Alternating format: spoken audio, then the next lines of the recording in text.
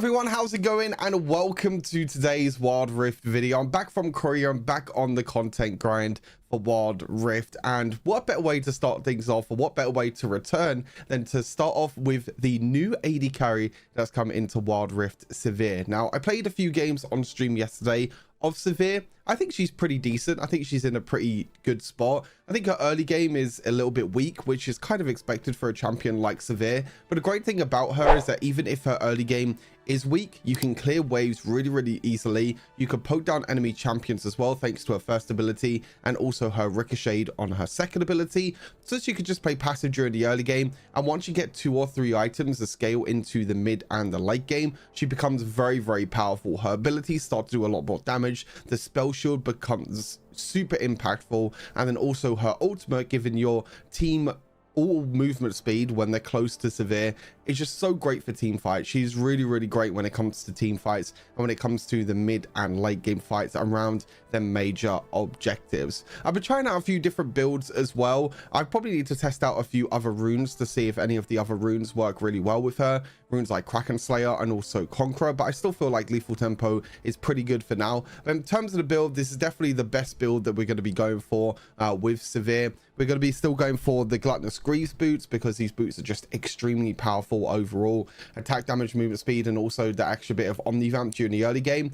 The great thing about Gluttonous Greaves and going for Bloodthirster as the second item is that champions like Sivir and champions like Vayne, for example, that don't really have the strongest early game, that Omnivamp is going to help you heal up during the laning phase, so you can stay in laning phase longer. You can farm up minions, you could trade against enemy champions, and it's just really great overall. Obviously, the Omnivamp and the physical vamp is going to work on your abilities as well, so your first ability is actually going to heal you by quite a lot. So overall, it just works out extremely well. As I mentioned, Bloodthirster, we're going to be going for this as well. Now, Bloodthirster did get a little bit of a nerf. We now only get 50 AD, and the attack speed from the Bloodsworn passive is only 10%, but still, this item is extremely powerful. For 50 attack damage, the item is still great because we get physical vamp, and also most of the time we're going to be above that 50% threshold, so we're going to get the extra AD and also the extra attack speed. But also another great thing with Bloodthirster is that they changed the build path, so now you can go the extra longsword in the build path, so you're not just waiting and sitting on a whole bunch of gold waiting to upgrade Bloodthirster. You can now go back to base, get that extra longsword, and be a little bit extra powerful before you actually get Bloodthirster fully upgraded. So really nice change that they brought in for Bloodthirster, which makes it extremely powerful.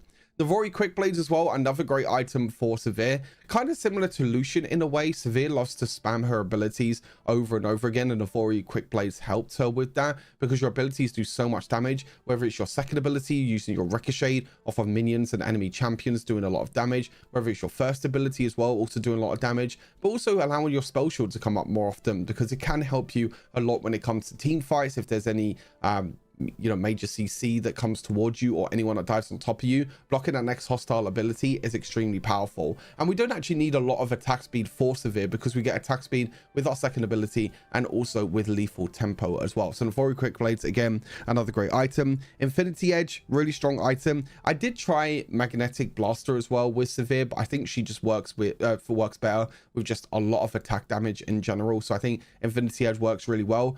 And also the great thing about Infinity Edge with Sivir is that her ricochet is able to bounce off, and that also crits, so that also is going to do extra damage. So not only are you going to get extra damage from your auto attacks, you're also going to get extra damage from your abilities with Infinity Edge. So that's why this item works so well with Sivir. Obviously, Mortal Reminder for the armor penetration, still a great item. And then the last item is a little bit flexible. You know, you can go for Guardian Angel. You can also go for Hex Drinker into more of Malmortius if you get a lot of magic damage, or you can even try out Runa's Hurricane. I haven't tried out Runa's Hurricane myself yet, but I feel like, you know, going for either more Malmortius or Guardian Angel are just the best in terms of defensive items.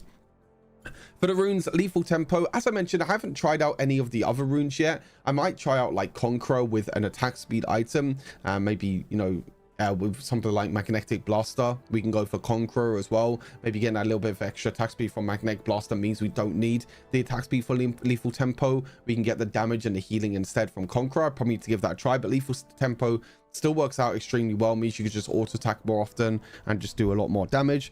Brutal, obviously for the early game power, for the extra auto attack damage. Giant Slayer against the bruisers and the tanks. Again, if you're not against any bruisers or tanks, you can go for coup de grace instead.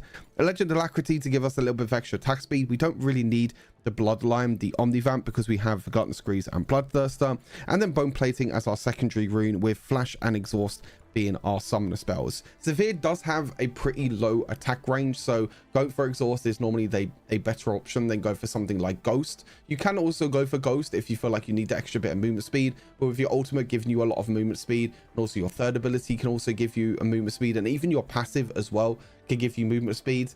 That's normally quite enough to be able to kite around in team fights. So Exhaust, just helping with that 1v1 potential and helping exhaust them assassins that might jump on top of you, is going to be extremely helpful. But yeah, that's everything for Sivir. I'm probably going to do like a shorts video with like some tips and tricks on how to play Sivir, because I wasn't able to do a full guide at the time when Sivir got launched. But she is a great champion. I definitely feel like you should give her a try. She isn't like the most fun champion to play. She's pretty basic, she's pretty easy to understand, she's easy to play, but again, scaling wise, still one of the best scaling AD carries, kind of similar to what she's like in PC League of Legends. So hopefully you enjoy the gameplay, stay safe, and I'll see you in the next WOD video.